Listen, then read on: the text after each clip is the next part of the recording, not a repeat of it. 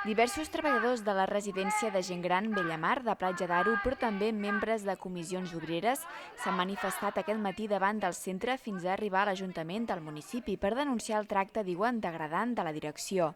Treballadores asseguren que des del canvi de propietat la situació ha empitjorat. Entre les queixes que ha manifestat aquest matí són, per exemple, que no hi ha manteniment de les instal·lacions, denuncien amenaces a les treballadores que quan cau un usuari la directora no ho comunica a un familiar o, per exemple, la falta de personal. Actualment hi ha 2 auxiliars per 25 usuaris al matí i una de nits. Des del sindicat de comissions obreres diuen que en fan falta 3.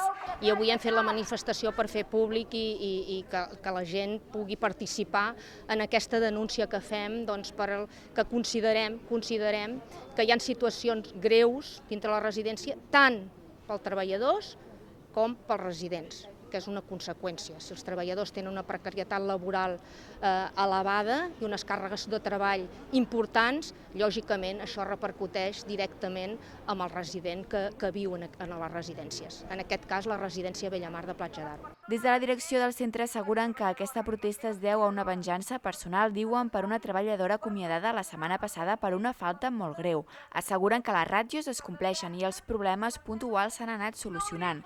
Comissions Obreres es reunirà amb l'Ajuntament per tractar el tema, tot i que la residència és privada.